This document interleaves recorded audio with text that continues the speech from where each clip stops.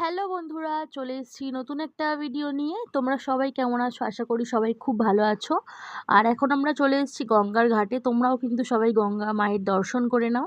আর গঙ্গা স্নান করে আমরা চলে যাব ডাইরেক্ট হচ্ছে পুজো দিতে, কারণ মন্দির কিন্তু খুব তাড়াতাড়ি বন্ধ হয়ে যাবে। তো লাকিলি আমরা কিন্তু মন্দির বন্ধ হওয়ার আগেই পুজো টুজো দিয়ে একেবারে চলে এসেছি।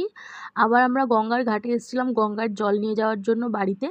তো মন্দিরের ভেতরে যেহেতু ফোন টোন অ্যালাউ নেই, ওই জন্য তোমাদের সাথে শেয়ার করতে পারলাম না।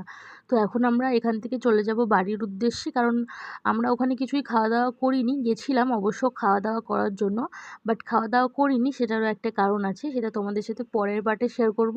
নাহলে এই ভিডিওটা কিন্তু অনেকটাই বড় হয়ে যাবে। তো মায়ের মন্দিরের তোমরা আরেকবার দর্শন করে নাও আমার সাথে।